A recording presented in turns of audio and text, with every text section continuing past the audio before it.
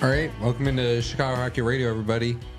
Lee Grossman in studio, Justin Lynch on Zoom, Tassos Kirkos, Raven Gasser.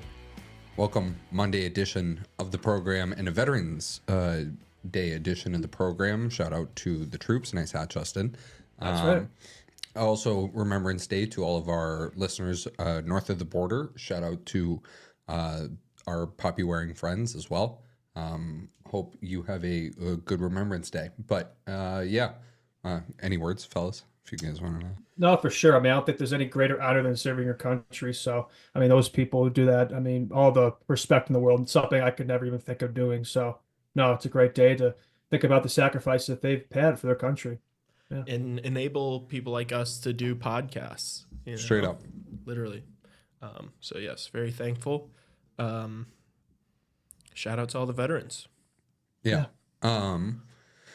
Hawks win last night. For everybody that tuned into our post-game show, make sure you do tune into our post-game show. We are live after every Blackhawks game on our YouTube channel right here. Make sure you hit that subscribe button. But we did the post-game show last night. Hawks win 2-1 in overtime over the Minnesota Wild, the visiting Wild, and could have gotten it done in 60, but secured 2 points nonetheless on a good weekend where they didn't really play Friday, Saturday. So they now head on the road. But I think we're going to start with Andreas Athanasiou today. Yeah, I was worried. Yeah, I was very worried you pressing weren't going to do that after I had to tee up the weekend. I had to tee up the show. Right, it's a Monday show. No. We're live. I appreciate that. I was literally worried you were going to start with something else. And imagine I know Lee really wants to talk about this. I was like, why are we talking about this? The most pressing issue, and we were just watching the, we'll play the Richardson clip here in a second. But the third question he got asked this morning about the media was about Athanasiou. Like, they asked about Brossoit and Isaac Phillips before, putting a $4.25 million player on waivers. How the hell are these people asking these questions before that? It's like, what the hell was that? Yeah, the priorities are not straight here at all. The It makes priorities no sense. are shocking. It just tells you that, I mean, some of these people following the team, these like beat reporters and stuff, just be nice.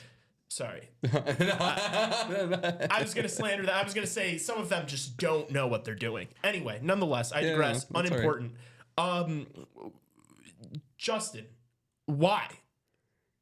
I wish I had to answer this question. It's funny. We've been pondering on this pod for weeks now. It's like, when are we going to get Athanasiou back in this lineup, right? He hadn't played in 9 games, and the response to that is, we placed him on waivers, which, to be fair, like, I don't think he's going to get claimed. We can have a discussion about this if we actually think he's going to get claimed. I don't think he will. I think he's probably going to be Rockford bound, but it's like, that's not an AHL player. Why is Andreas Athanasiou potentially playing for the Rockford Ice Hogs? And you say, he hasn't played well. Well, he hasn't been playing. What do you mean he hasn't played? Well, he's played 5 games this season. So I don't think that's enough to justify this kind of overreaction.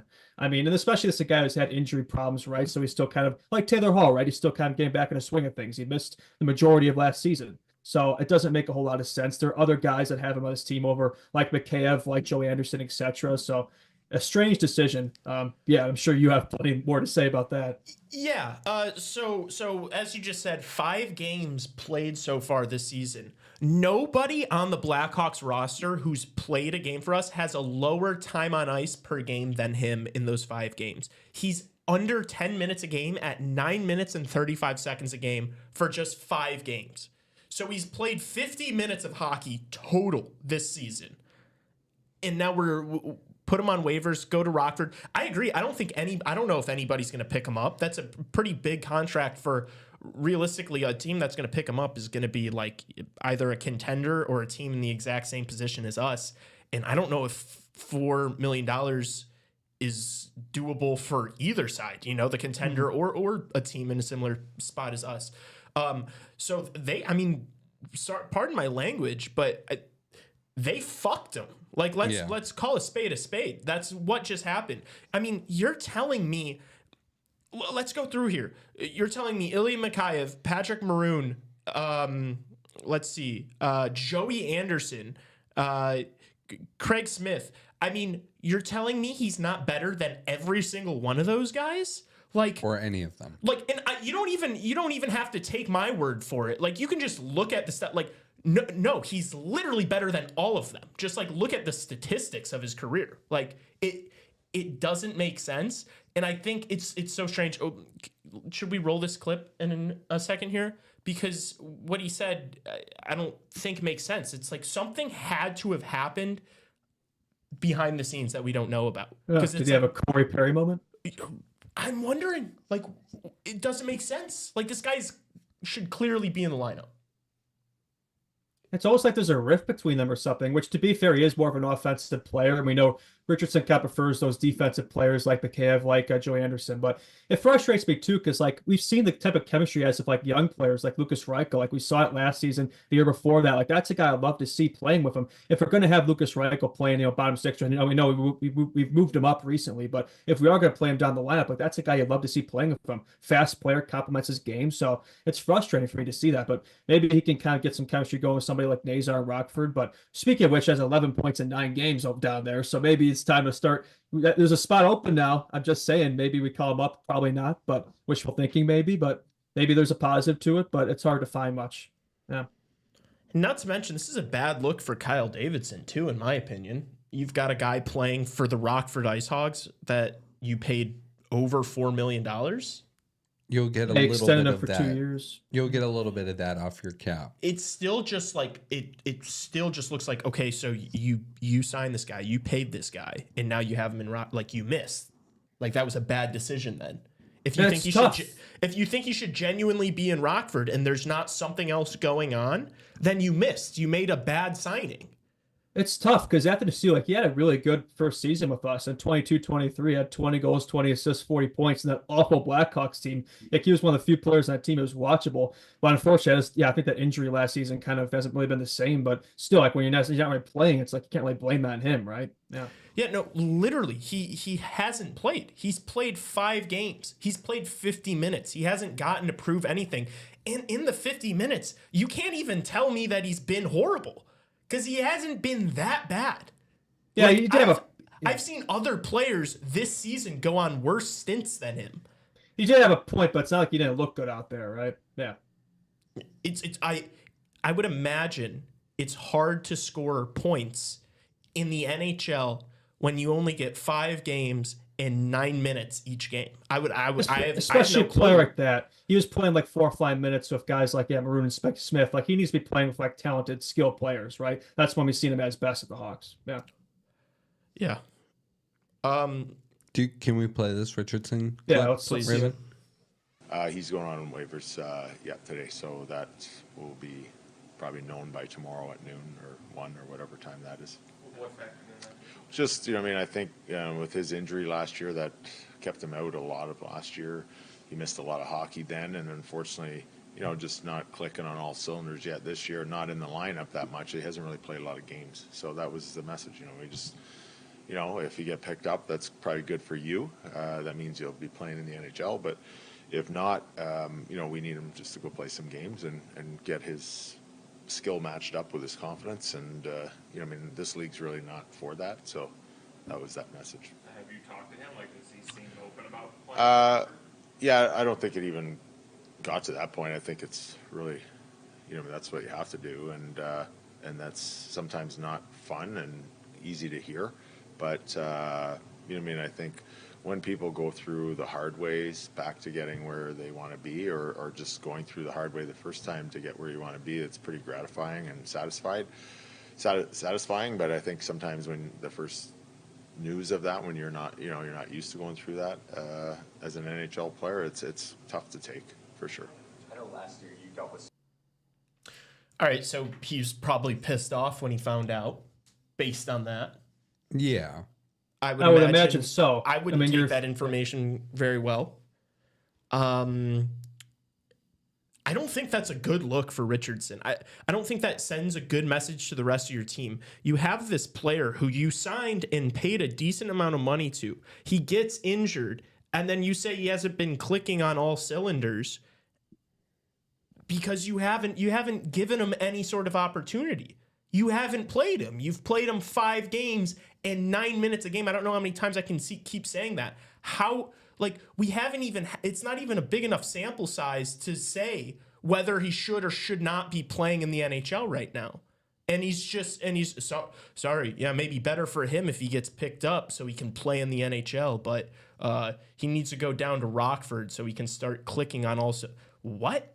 And also, like this doesn't really apply to a player in his position. He's 30 years old. He's been in this league for nearly 10 years now. I don't think it's oh, he needs to go down in the AHL and find his confidence. Like, no, it doesn't apply to a player like him. I'm sorry.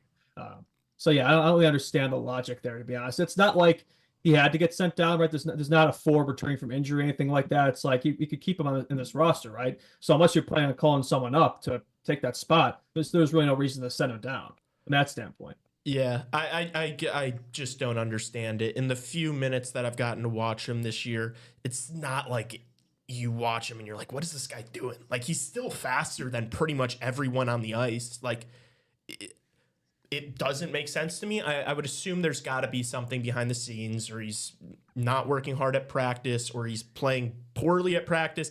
No clue what it is, but there's got to be something there that we are completely missing, and they're not obviously going to say. It's funny. The first 4 games, if I remember correctly, he played all of them in the 4th line. The last game he played, the 5th game, he played in the 2nd line, the 2C. And then he was scratched, and then that was it.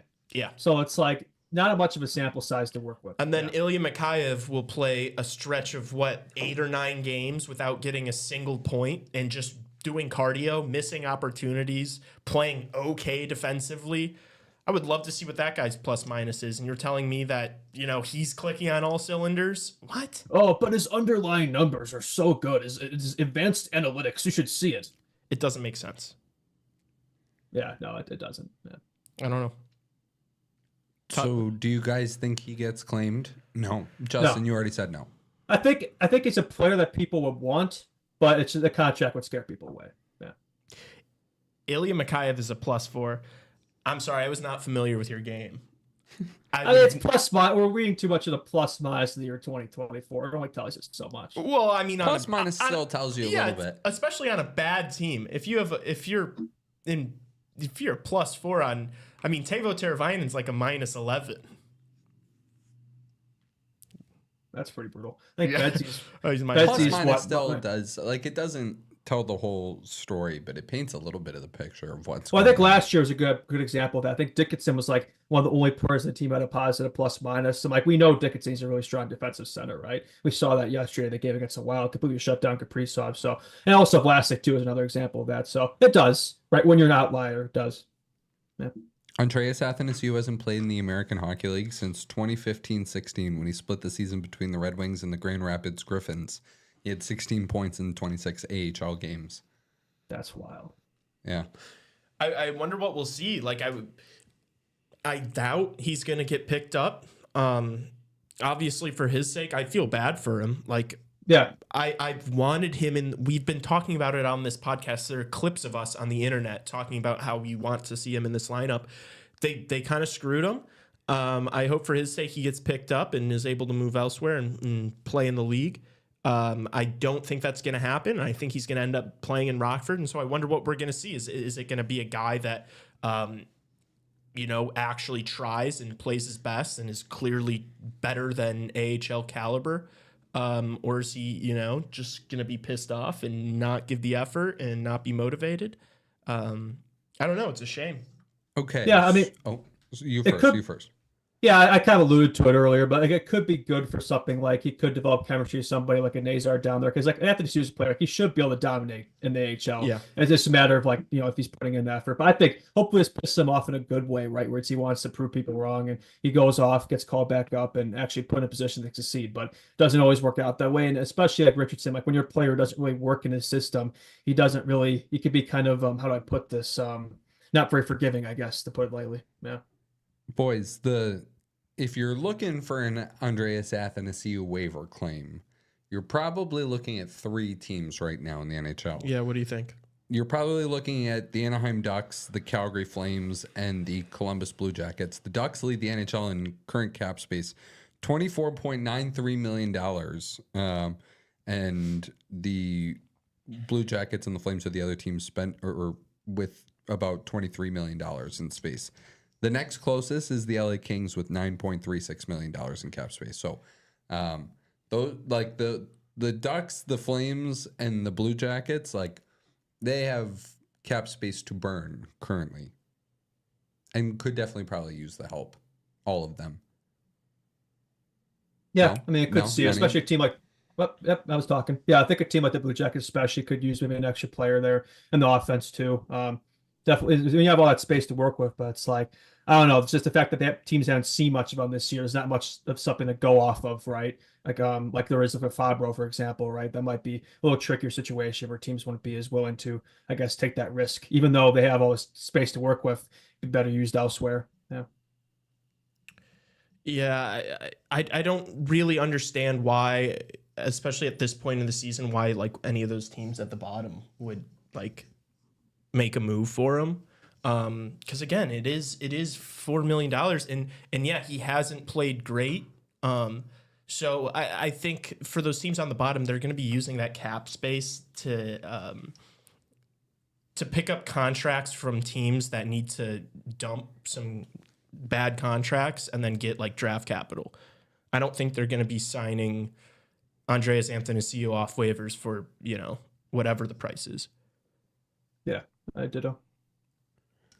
They also signed Phillips down, although they said he was going to skate. He was interesting. The Richardson clip right before they talked about him, or Athanasiou, he was saying that like Phillips is like a guy that's like gonna just like do that though, like be that kind of thing. Like something like they'll send him down to Rockford, but some days he'll skate with the Hawks and he'll play games down there, and he'll come back up and play some games, and that's a tricky one. But I do feel bad for Isaac. It's like, Yeah. I mean, how much times is that this season? It's just what, like the third or fourth time he's been sent down and then called up and then sent back down. It's like it's tough, right? He's only played 3-4 games of Hawk, and I think 2 is that I saw because you spend all that time like going back and forth. It's like you don't get a lot of game action, so it's tough. I think he's played well too. Like, I don't think he's played to a point where it's like, oh, he's got to be sent down, right? But if Martinez coming back, I think on this road trip, he's expected. You got to send somebody down, right? And he's kind of the odd man out, but it is tough for him in his position.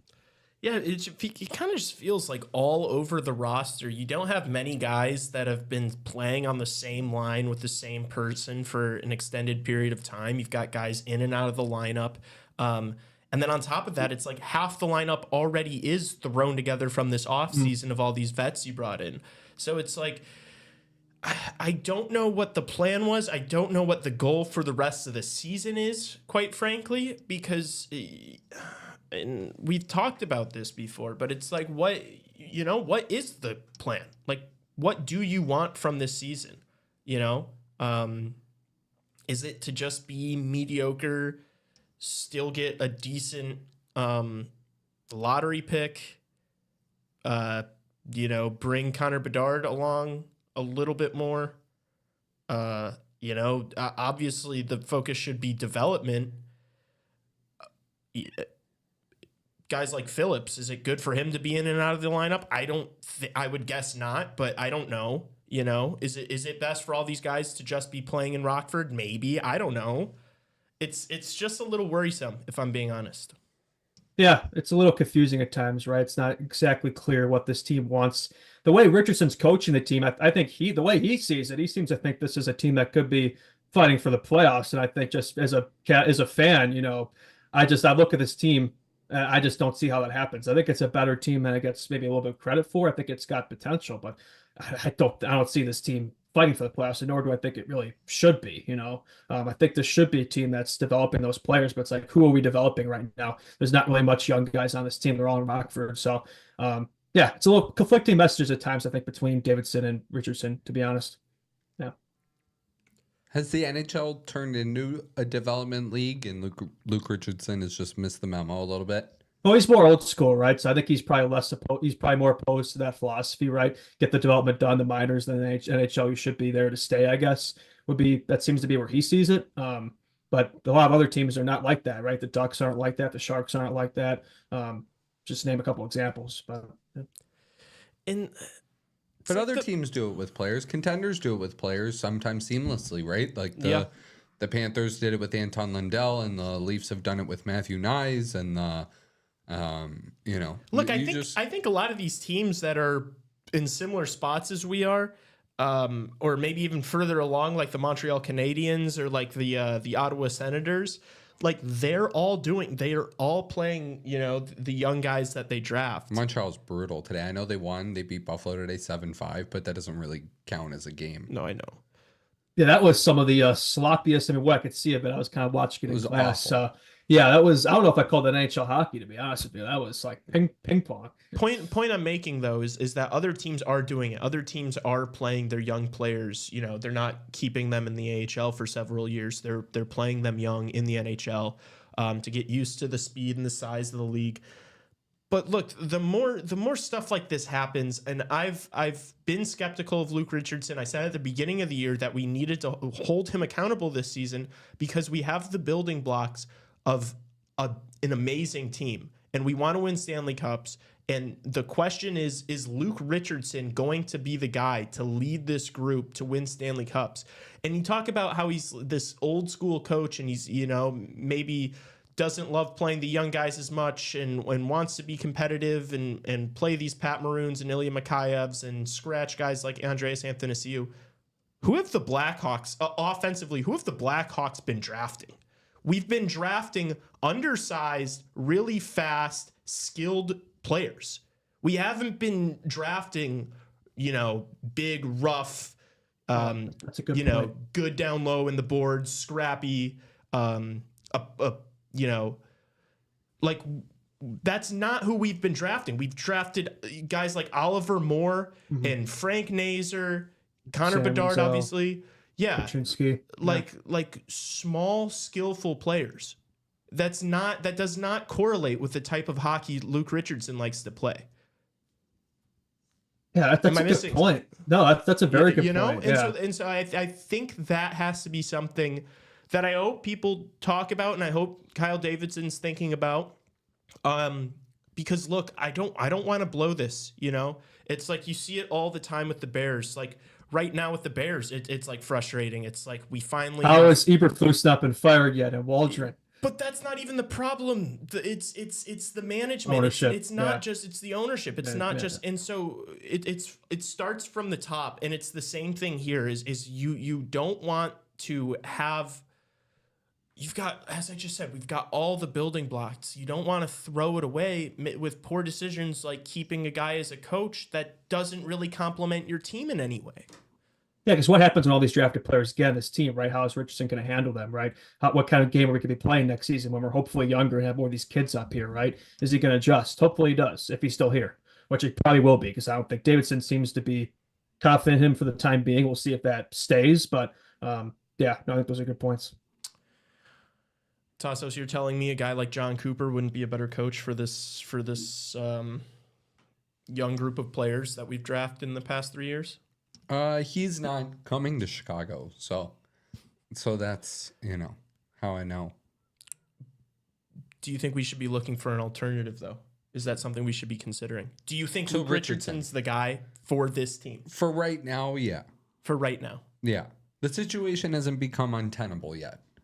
And do you see the point I'm raising, though? What? That Luke Richardson is kind of an old school style coach, but we're drafting a bunch of, I don't want to call them soft, but relatively soft, fast, skilled young players. Okay. Do you see the contradiction there? Yes, I do. Do you think that could be a problem? No, I think the talent level on the Hawks is what we're getting at here. I told you, I don't think his system is bad. I don't think his system is bad at all. In fact, I think it's actually quite good when you look at systems across the league. Everybody kind of plays the same stuff anyway. I like his take on it. I like the way that the Hawks are playing. Justin, you made a point earlier. You think he coaches them like they are a playoff team. I think 100% you are correct. And I think the way he coaches them up is a good thing for them. Like, this is now. Do I think a couple of young guys in the lineup would be good? Yes. Do I think trading for Mitch Marner or Pettersson would help? Yeah. No shit, guys. Yeah, I don't know. I do think that this team is a few pieces away Like I was watching Montreal, and it seemed like a lot of the talk of the weekend was like how lifeless the Montreal Canadiens were. That was a big point taken from this weekend. Yeah.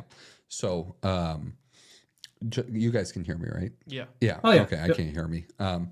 But that's a big point from the weekend. And I just think that the Hawks aren't there, but if you don't start showing something with someone and some of these players and they're starting to take roles and, the Canadians look soft and they look purposeless and they look like without an identity, and the Hawks aren't there because Richardson won't let them get there. And like St. Louis, like not that kind of guy. He's trying to be more like the Rod Brindamore kind of, like I'm gonna lead you by showing you, and we're gonna talk here and there, but I'm not really gonna like get on your rear end. Like I might, maybe I'll flip one time, maybe, I don't know, but like you get what I'm saying. Where like Richardson, it's much more no nonsense. It's much more, and he's not experienced at this. Like it's not like he's been, but he did, like, I don't know, he played in the NHL a long time, and Wasn't he an assistant on the Canadiens too? yeah, Yeah, he was. Yeah, but back when they had players on the team. yeah. And the 21 COVID team. Yeah. My pushback to this is when you say things like, this Blackhawks team is not there yet. Obviously, the whole point that I feel like I've been trying to like drill this in all season long is that this Blackhawks team right now, all these guys that we keep talking about, like Craig Smith, Pat They're Maroon, not going to be here. none of these guys. These guys are empty vessels. These guys are not even like, I don't even view them as Blackhawks players because they're not going to be here long term. When I think about the Blackhawks in the future, like the team that's, if we're going to do anything, it's going to be Rockford these guys. Ice Hogs. It's Yeah. the Rockford The juniors. Ice Hogs. The It's college players. Yes, Yeah. it's all the people we've spent time and money and assets drafting the past 3 years, 4 years, 5 years that are playing in Rockford. It's like there's like 5 guys on the team right now that I'd see are gonna- Hershey, Vlasic, Reichel, maybe Kaiser and Allen. That's it. Yeah. Everyone else is just here for a good time, for a paycheck, to stay in the league. This is not so. If you know that, if you know none of these guys are the future, it's like it then makes you ask the question, like what I started this with is like, what are we doing? What do we want right now? Because it's like the future of your team's all playing in Rockford. You've got a coach that doesn't really complement these players or their play style. Do you want to force young players into a system that doesn't really suit their attributes? I don't know. That's not what it's about, though. That's not what this is about. He's not the American Hockey League coach. He's not the American Hockey League coach, Lee. I know, but he's gonna be the coach His of job these is to win, players. but his job is to win National Hockey League games, and he's going out there and doing that with a pretty rough-looking squad. And if he doesn't deem it is Artem Levshinov's job, I know he's 18 or whatever, but it is Kevin Korchinski's job to go in there and take a spot and really be the Morgan Riley of this team, because that's what he's looking like right now, maxing anymore. He's no more, I don't know if you guys ever really believed that we were talking like, we were never talking like Quinn Hughes with Kevin Korchinski, but I think No. like I think Morgan Riley would be a nice comparison for him if he could end up being something like that for this team for a long time. But he is a long ways away. How do you defend the Athanasiou thing? The Athanasiou thing, I think, is a mistake, and I think the it's Ice what I Hogs told could you. actually use them right now. They're 3-6, so a lot of yeah. young players that could actually probably use maybe a veteran like that down there. I'm just trying to think of any positives to it because I have a hard time coming up with any. Yeah, I just, I think the Athanasiou thing is kind of what I talked about earlier. It's like, I know it's hard hearing, but, maybe Nick Foligno isn't worth $4.5 million. Maybe Athanasiou, and I'm not trying to lump the two together, but, maybe you could have gone out and spent $7 million a little bit better in free agency.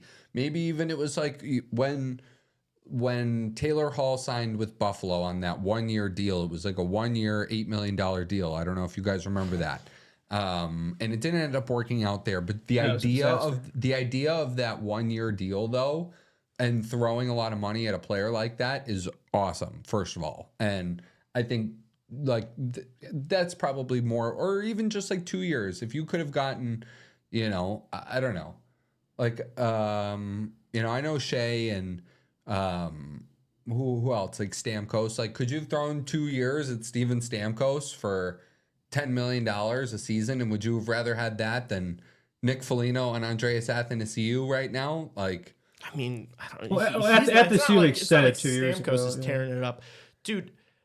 you get what I'm saying, kind of here though a little bit. So the problem that I see that's coming for Kyle Davidson is like a lot of these contracts that you're mentioning for some of these veterans, they're all up like this year and next year, right? And so the presumption is at that point, that's when you're gonna go either make your big move, or you're gonna have these young players that you drafted finally start taking their place into the roster. Their ELCs are gonna start to be up, and you're gonna sign some of these guys. That's when you're like actually constructing the roster. But the issue is that this season should be used to kind of be sifting through what you have already and what you don't have, to figure out, you know, what you need, and what you need to get rid of. And that's my biggest issue with not playing any of these young guys, and is because you're wasting the season completely and utterly for literally no reason. Like, I know we say and you say that it's better for us in the show for the Hawks to be competitive and win games, but it's like, at the end of the day, I want this team to be contending for Stanley Cups in a couple years. And this season's not doing anything for that, in my opinion. Yeah, I'd argue like players like Korchinski or Nazar would be better suited up here. I think an argument to be said for that is like, I've been watching the Ice Hawks games, and Korchinski's game, I don't think going down there is really, at least so far, hasn't really helped them out that much. It looks like the same stuff, making the same mistakes, right? And maybe be better served playing up here, you know, making those mistakes up here with a better game, not slowing the game down, right? NHL and AHL games completely different. You already have a season under your belt in the NHL. It's like, then you're going down a level. I don't know. I mean, I understand some people think that's better for him, but I question that at times. And Nazar, he's tearing it up. He has 11 points in 9 games right now. You're telling me Frank Nazar is an NHL player right now, can't be playing on this Hawks team right now in a 2C spot? Because if you're telling me you can't do that, then I don't believe you. I've been watching Nazar's game, and I think he could be on this Hawks team right now, 100%. And if you're a young player who could play in the NHL right now, you should be on this team.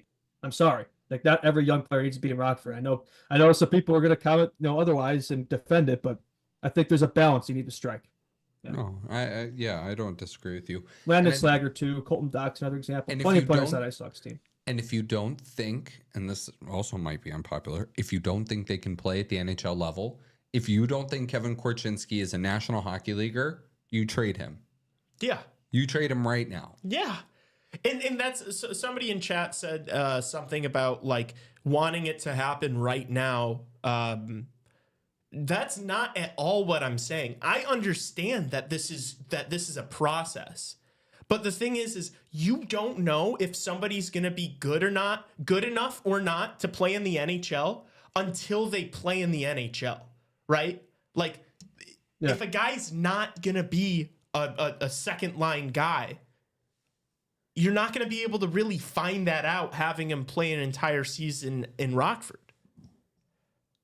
And somebody in the chat was saying not to be like Ottawa, and that you shouldn't want to like push right now and be like the Senators. But I would argue that the Senators, like they brought all their young core players, like the Sandersons and the Stutzlas, like, and the Kachucks. Those guys all played in the National Hockey League right away. And the big problem I think everybody would say with the Senators was the defense was a little wonky. Like the fit between Shabbat and Sanderson and Chikrin last year, it was weird. And the defense and the goaltending was brutal, right? The goaltending hasn't been like that here. And the coaching was like, what do you bring in Jacques Lemaire or you just it was not good. Not Jacques Lemaire. I sound like a moron. Olmark. Oh, well, they brought in Olmark, but they fired their coach, and now they have Travis Green there, and I do think Richardson has a good system. Like, I can't understate that enough, guys. Like, that's why I think it's like, if you've got some good players to play with Connor Bedard in his system to accompany some of these young guys, and maybe Kyle Davidson has to like trade all these veterans away. Oh no. To like make the room for the like if it's a thing of like Davidson. That's why I think it's more of a Davidson thing than a Richardson thing too, because if he didn't like Davidson would just take away all of his veteran toys to play with. You understand? Yeah. Like he would just trade them away if he really wanted him to play Frank Nazar right now. Like Frank Nazar would be in the lineup. Yeah. So I don't know. No, is your point that like Kyle, this is not just Luke Richardson, like Frank Nazar's in Rockford because Kyle Davidson also wants him to be there? Is that kind of the point you're making? I don't really know what kind of point I was making, to be honest with you. I was just.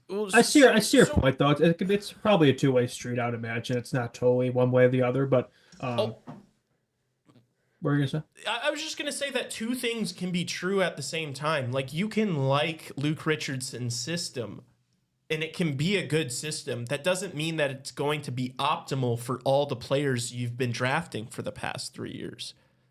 But then trade those players. You just said yourself, those players may not be conducive to winning. You need. But it's not just. You need big bodies to win the Stanley Cup. Richardson obviously loves that like gritty defensive style of hockey. In like that Florida Panthers, you score a goal or two and then you shut the team down. That's fine. Then go get Brady Tkachuk, dude. Like I'm with you on that. But the issue is you don't have Brady Tkachuk. You have Oliver Moore and you have Frank Nazar and you have Connor Bedard. You don't have Sam Bennett, Yeah, I think Richardson's system could work great on some other teams in this league, but there's a question, will it work great with this team? I don't have to answer that question. Right now, I wouldn't say it does. And maybe that system is how you're gonna win. I mean, let's be honest. Maybe that is the winning system, and you need more physical grinders, guys like Matthew. I mean, if you just look at the Florida Panthers, that is just the most perfectly built team. The guys that you've drafted the past 3 years are not that. You have not drafted killers for what it's worth. Yeah, we like draft speed and skill Moore, up front, size in the back end. Oliver Moore is not the type of guy who's gonna punch you in the mouth. He's not. That shouldn't be a point for a guy like that. Yeah, maybe you can teach him, but my issue is that you've drafted all these players that play a certain style, and then you have a coach that coaches a different style of hockey. That's a problem. And so I'm not necessarily saying that Luke Richardson's is his style of play is the issue in and of itself. It's an issue because you have conflicting play styles between your players and your coaching. That's a problem. Yeah. I think that I would agree with that assessment. It's not that they don't have dogs in the system, right? They have some guys like that, like Lewinsky's and Sam Savoy's and Colton Docks, but we don't know if they're going to be NHL players, right? We can't predict that. So, but it is mostly in terms of our best prospect pool. Not players aren't really conducive to that type of play. Yeah.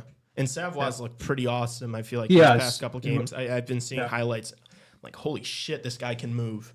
So maybe if that's a guy that has a little edge to him. He could be our next Andrew Shaw, man.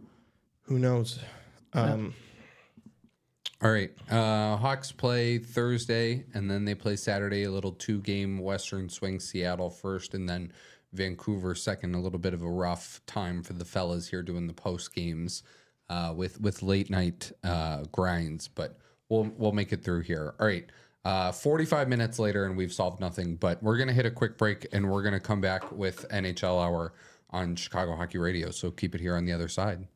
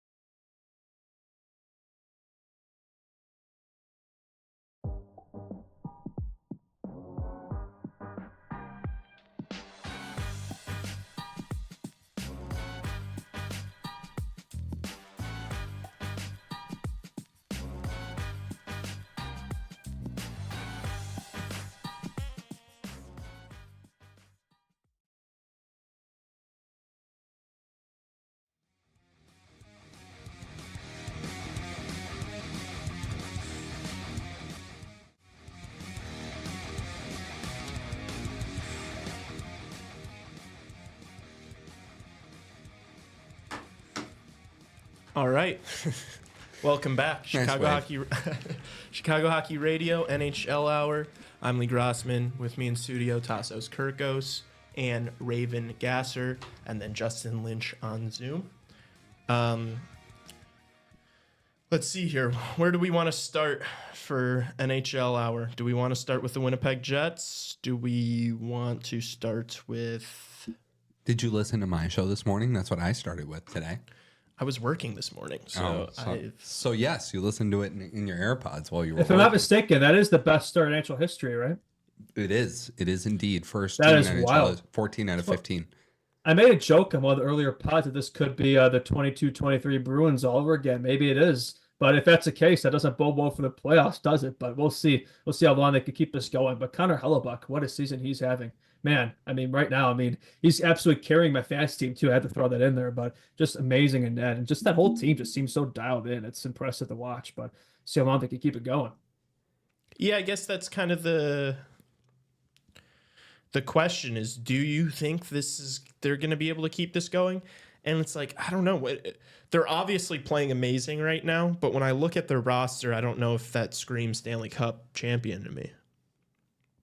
It feels like they're performing, but it's like, man, when you have a plus 36 goal differential, it's they're not just winning. It's like they are dominating. Yeah. It's in the whole team. It's like there doesn't seem to be a weak point at the moment, but there do seem to be some players maybe who are overperforming a little bit, but we'll see. We'll see if it's sustainable. I'm not sure. I have my doubts like you do. And it's tough because the Blackhawks, we were 1 minute away from beating this team. I think the Leafs are the only team to beat them so far. They could easily have 2 losses right now if we just could have held the fort in that second game for 1 more minute. Yeah. But what are you going to do?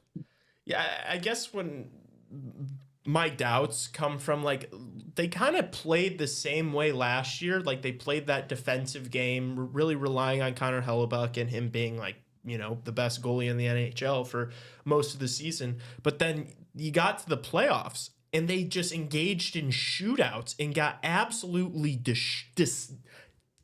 eviscerated by the Colorado Avalanche. They were scoring like 6 goals a game on them, So it's like...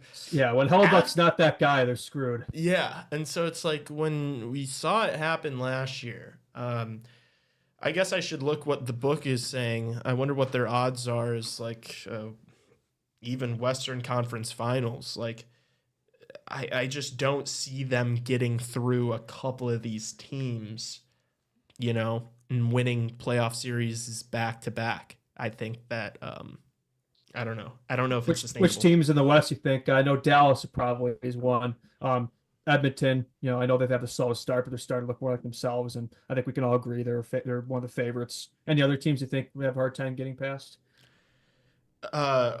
Any teams that Winnipeg might have? Well, you also got to think about like who they're likely to play in the first couple rounds. Like, they I guess let me look at the standings, because it's like if they get like a Vegas Golden Knights and then they have to play Dallas and then they have to play Edmonton.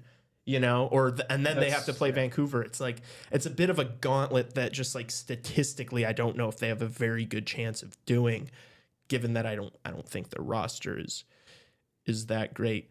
Here, let me look at roster not that great for a 14-1 team.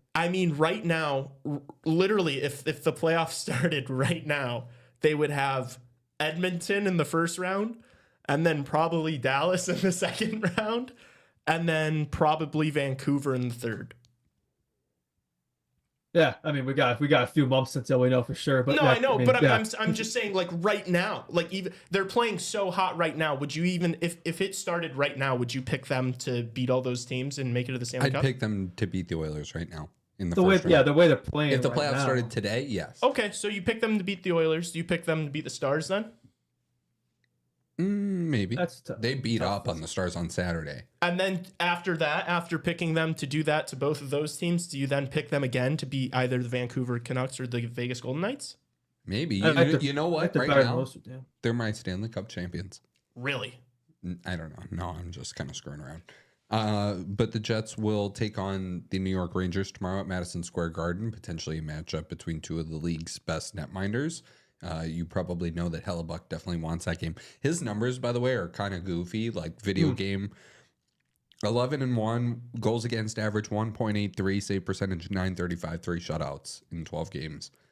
That's ridiculous, especially in today's like Insane. high scoring NHL. You just don't see those numbers anymore. Yeah.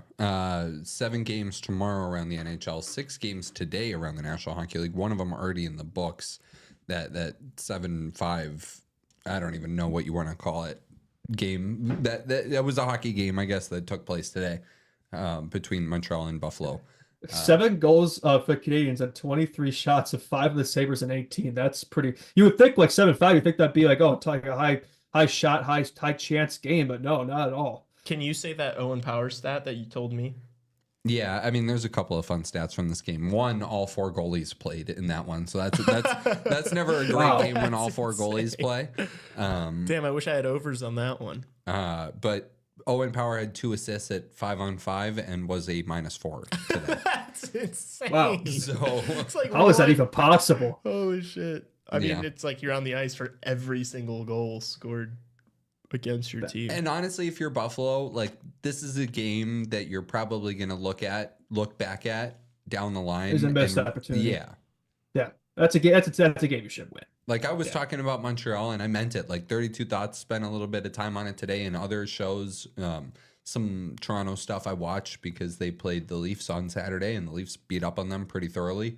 And yeah, I just yeah, I don't know. Buffalo is going to definitely regret not winning that game today. It's been another mid start. 7-8-1. It's like, is that going to be good enough though? I think they got going a bit of a run, right? But it's just such an inconsistent team. I'm not sold on them being able to break that drought yet. I don't know. I think they should be able to. There's a lot of talent, but I just don't know if the structure's there. Yeah.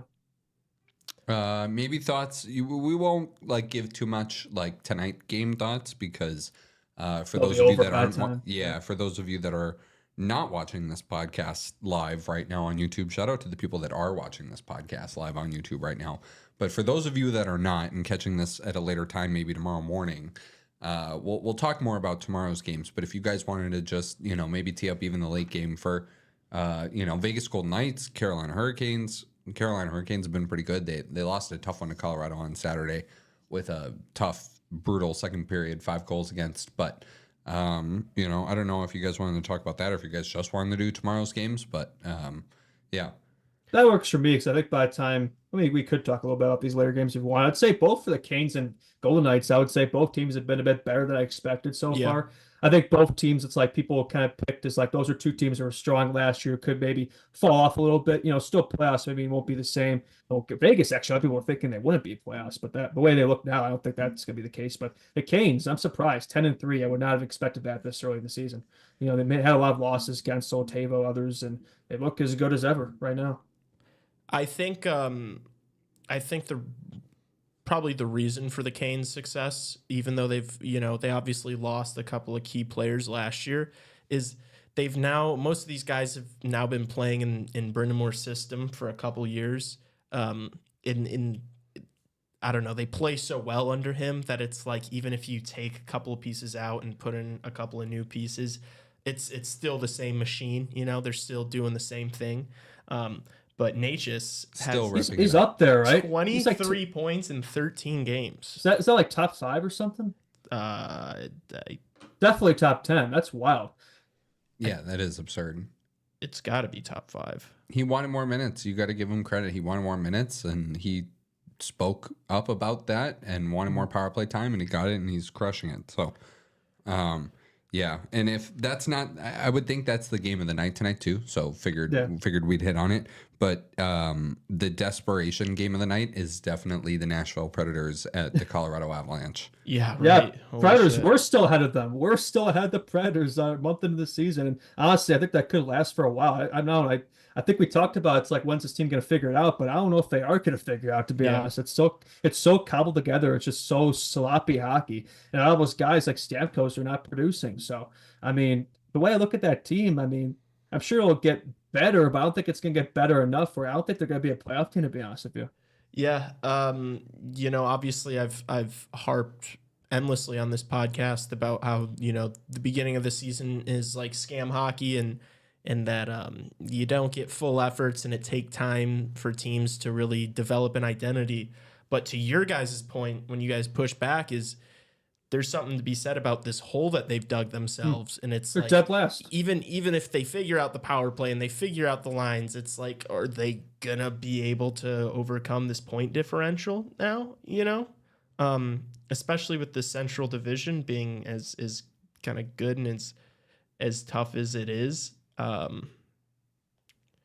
I mean, they've got 2 games in hand on Dallas, and they're 5 points behind them. You know? Because the flip side of like underperforming is overperforming, right? Right now in the West, that there's really only one team in there that I would be surprised to see, and that's the Flames. And even they've started to fall off, right? So it's like, and then you still got past another team in there, right? If everybody else stays where they are, which probably isn't going to happen. But I mean, the way it is now, it's already starting to shape up the way you would expect. But you still expect teams like Colorado to improve, right? So it's going to be tricky for them to pass them. Did you say Edmonton? Sorry? Did you say something about Edmonton? No, I was just saying, like, Calgary's really the only team in the playoff picture in the West right now. They're like, I wouldn't expect to see there right now. Like, they're opposite of the Predators, but I don't think it's going to last for either end. Yeah, so, I mean, you say the Avalanche, but, I mean, let's be honest. We all know the Edmonton Oilers are making the playoffs this year. Yeah, and they're there now. They've started to look better, right? And so that's a given. So it's like, well, you're not going to pass them. So then, yeah, who do you start looking as like, who are you going to chase down? It doesn't look good for them. It'll be interesting to see what they do. If they, I heard some reports that they are considering, you know, kind of going to the rebuild. So that would be quite the diversion that early, man. Yeah. But I mean, it gets to a point where it's like, is this even possible? Like, you know, should we be wasting time and energy on this? I wonder if they have a certain threshold, like the front office over there, if they have like hey, if we're still in this position at this point, you know, do we fold?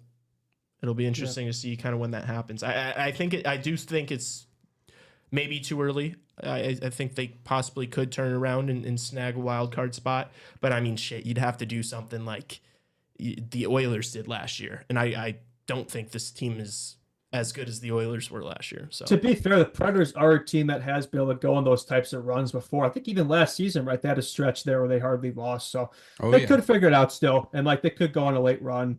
So it's far from over. It's still so early days. But yeah, they got to figure out eventually, right? You can't dig yourself in too deep of a hole.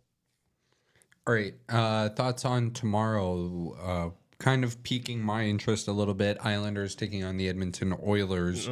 So the Oilers at home play the New York Islanders tomorrow. Then they will take on the Nashville Predators 2 days later. And then on Friday, I think they take on the Maple Leafs in Toronto. Either that's Friday or Saturday. I will get a accurate picture on that now. But Connor McDavid, 5 points away from 1,000. I think we're all thinking he gets that, right? Like, So they play Saturday. They play Saturday against the Leafs in Toronto. Oh, that would be a good one, right? At Toronto, get that 1,000th point. That'd be perfection. Oh, yeah. Right, so set it up against the Isles, right? Get 2 to 3 against them, and boom, you got it, hopefully. But yeah, that's an interesting matchup there. Probably the most exciting team to watch, arguably, versus the most boring team to watch. So we'll see which one cancels each other out. But in terms of McDavid, he's like, 27, going to be 28 years old, already 1,000 points. Unbelievable. Grow up. That is insane. It is insane. Raven and I looked it up earlier. How many games was it, Raven? It was like 650 games or something like that Connor McDavid's played. That's got to be up there. I mean, he's the best player ever. In terms of fests to get to 1,000 points, that's got to be up there. I imagine only Gretzky, Lemieux. Yeah, Gretzky, Lemieux, and Mike Bossy. Was third. Yeah. Oh, interesting. Yeah, Bossy. That's an underrated player. Yeah, that's insane. 657 games. He's the best player ever, though, right? You guys. Yeah, I think most talented. Yeah. Yeah, he's the best player ever. He's averaged almost an assist a game. He's 1 assist off an assist a game for his career. Well, there's that old Gretzky stat, right? You take away all his goals and he still leads the whole league in points. And McDavid has his own little version of that. That's pretty cool. So first of all, on hockeyreference.com, the nicknames it has listed for Connor McDavid, McJesus, Davo, the Crane. I have never heard anyone. I haven't heard that. Why did they call him that? The Crane. That's got to have some inside joke. Yeah, maybe his and girlfriend. the Chosen One was the Chosen One. No, that's Betsy. Nah, So I think the question now with McDavid is he going to be the second player to hit 2,000 points in the National Hockey League? Yeah, I mean, right now you he's on gotta assume track, he's gonna right? play another decade. Yeah, I mean, unless the game takes a toll on him, I mean, the way he plays, but I don't know. Right now, I'd say yes. I mean, as long as he stays healthy, which to be fair in his career, he's done a pretty good job of only missing a few games a season. He really had only his rookie year is the only year he missed like an extended period of time. So if he stays durable, keeps producing at the rate he will, which I think at least until he's mid-30s, you could probably How count old is on. he? 27, going to be 28, I think. Okay. Yeah, I mean, he's still going to be playing in 10 years. So he's still in his prime. He's still got a few years of his prime left, right? And I think he's the type of player who could still be putting up 90, 100 points when he's like guys like Crosby, Ovechkin's age. Yeah, right? if Look at what Ovechkin's If doing right now. I mean, Ovechkin's doing it, McDavid's going to do it too. But I know they don't play the same style of game, and who knows what the game's going to look like then too, right? But I think he could be I think 2,000 points, very doable for him.